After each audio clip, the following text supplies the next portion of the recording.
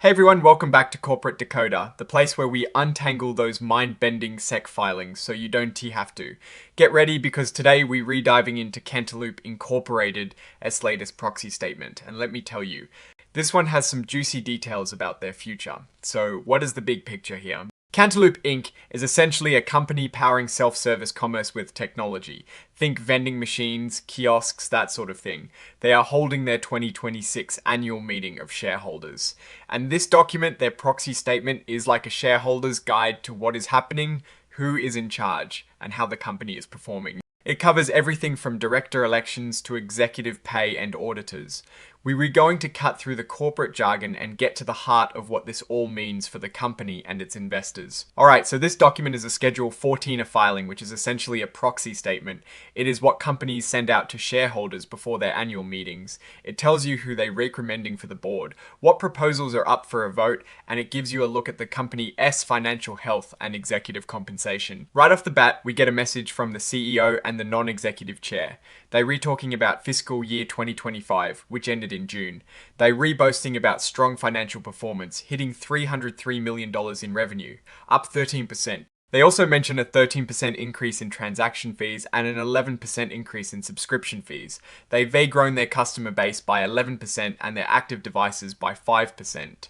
Sounds pretty good so far, right? But here is the kicker. They entered into a merger agreement with 365 Retail Markets back in June. This merger, while approved by shareholders in September, is still waiting on some regulatory approvals, including under something called the Hart-Scott-Rodino Antitrust Improvements Act.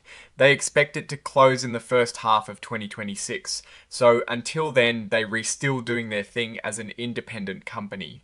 They acquired a company called SB Software in the UK and Europe, and launched new products like Smart Store and the Go Micro Kiosk. Now, let's get into the nitty-gritty. This is a proxy statement for the 2026 meeting, meaning it is covering events and decisions that happened leading up to that meeting. The meeting itself is scheduled for the 19th of November 2025. It is going to be held online, which is pretty standard these days. The record date for who gets to vote is the 25th of September 2025. So, if you own shares by then, you get a say. Proposal 1 is all about electing directors. They re-proposing to elect 9 directors. Most of these individuals have been directors for a while, serving since 2020. Let's look at some of these nominees. Douglas G. Bergeron is the chairman of the board. He was the former CEO of Verifone, a big name in payment technology. He definitely brings a wealth of experience in the payments industry. Lisa P. Baird is president and CEO of NextUp, an organization focused on learning programs for big companies. She's got experience in sales, marketing, and governance for major sports and Fortune 50 companies. Ian Harris is the CFO of Talkspace. He is also a partner and managing director at Hudson Executive Capital. He is relatively young at 36, which can bring a different perspective. Jacob Lamb is a consultant with a focus on growth strategies. He was previously EVP at Technologies, a big software company. Michael K. Pasilla is the CEO of Pasilipo Ventures and has a long history in payments, including with Chase Merchant Services and Elavon. Ellen Ritchie is the former Vice Chair of Risk and Public Policy at Visa.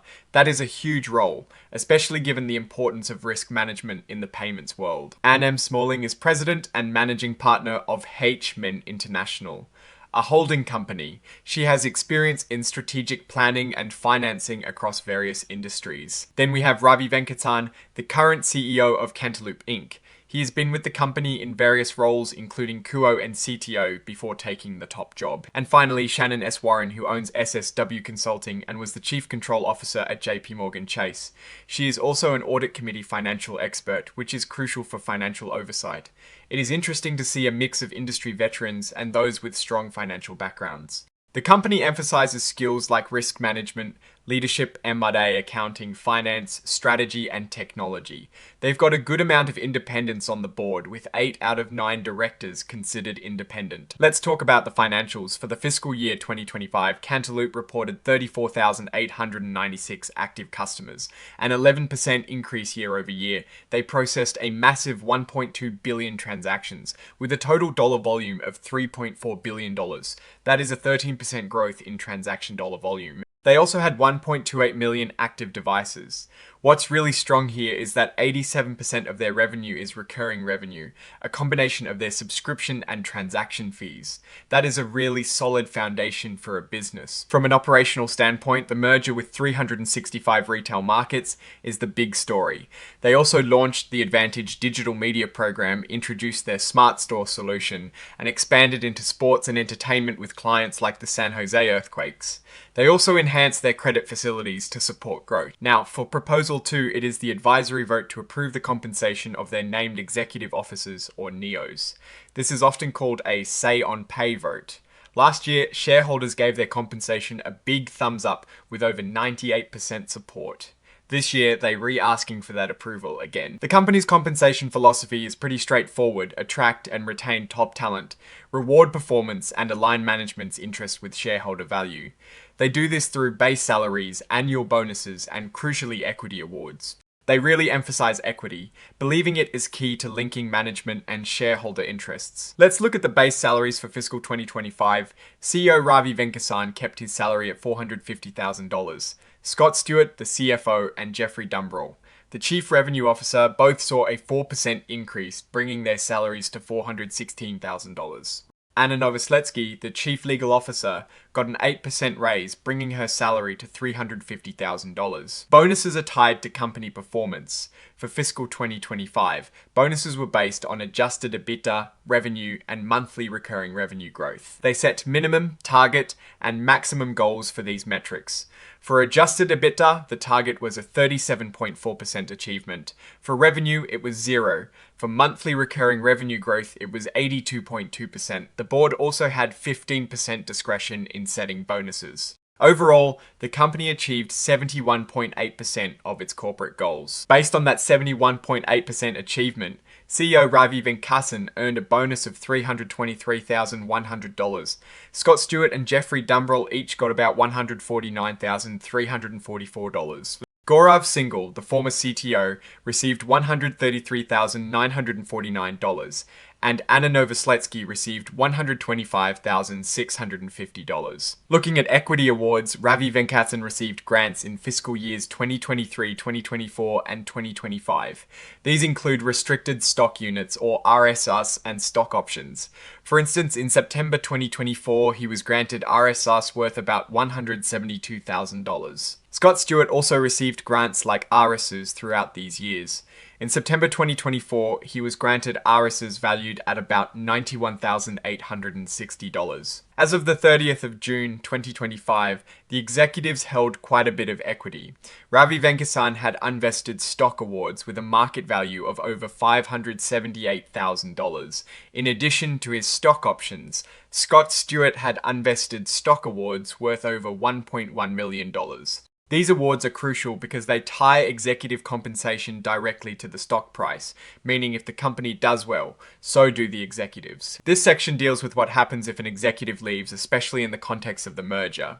If CEO Ravi Venkasan is terminated without cause or resigns, for good reason within 24 months of a change in control of the company, he is looking at a potential payout of around $3.2 million. This includes cash severance and the value of his equity. For other executives like Scott Stewart, the potential payout is around $1.9 million, and Jeffrey Dumbrell could receive around $1.28 million. These figures are important because they show the company's commitment to retaining key talent and providing a safety net, especially during a significant transition like a merger. Now, for the CEO pay ratio for fiscal 2025, the ratio of CEO Ravi Venkasan's compensation to the median employee's compensation was 12:1. This means the CEO earned 12 times what the typical employee earned. This is a pretty low ratio compared to many companies, suggesting a more equitable compensation structure. This table shows the relationship between compensation actually paid and the company's performance over the last few years. For fiscal 2025, the CEO's compensation actually paid was about $1.7 million, while the average compensation for other NEOs was about $1.48 million. Importantly, their total shareholder return was positive, and their adjusted EBITDA was $46.7 million. The company's net income was quite strong at $64.5 million.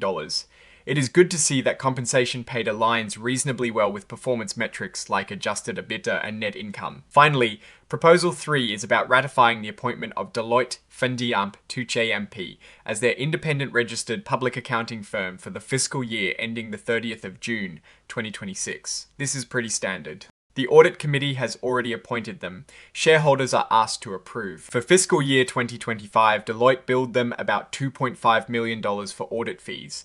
Last year, they were billed around $2.6 million. This is a pretty normal cost for a company of this size. The Audit and Risk Committee has a policy to pre-approve all audit and non-audit services from the accounting firm. This helps ensure independence and that the services are necessary. In total, for fiscal 2025, they were billed about $2.5 million for audit fees from Deloitte. Now, let's bring it all together. Cantaloupe Inc. is in an interesting spot. They've got a solid recurring revenue model, which is fantastic. The growth in customers and transactions is positive. The merger with 365 Retail Markets is a huge strategic move that could really propel them forward if regulatory approvals go smoothly and integration is successful. On the leadership front, they've got a well-rounded board with a good mix of industry and financial expertise. The compensation structure seems to lean towards aligning with shareholder interests, especially with the emphasis on equity. The CEO pay ratio being so low is also a positive sign for many investors. However, there are always risks. The biggest one is the pending merger. If it falls through, it could create uncertainty and potentially impact their strategy. They also operate in a competitive technology space, and cybersecurity remains a constant concern. The fact that their revenue growth was strong, but transaction fees only increased by 13%, while device growth was only 5%, might indicate some pressure on per-device revenue or a slower adoption rate of new devices compared to revenue-generating transactions. While their net income is impressive, it is also important to remember that adjusted EBITDA is a non-GAAP measure, and focusing too much on it can sometimes mask underlying operational costs or financial health. Overall, Cantaloupe seems to be navigating a period of significant transition. Their core business is stable, and the strategic direction with the merger is ambitious. The success hinges on executing that merger effectively and continuing to innovate in the self-service commerce space. Alright, that is our breakdown of Cantaloupe's latest proxy statement. What is your take on these numbers and what this merger could mean? Drop your thoughts in the comments below if you found this deep dive valuable. Hitting that like button really helps us out, and subscribe for more corporate insights delivered straight to you. And hey, don't forget to join our Discord community linked in the description for even more great discussions. Thanks for watching. See you next time.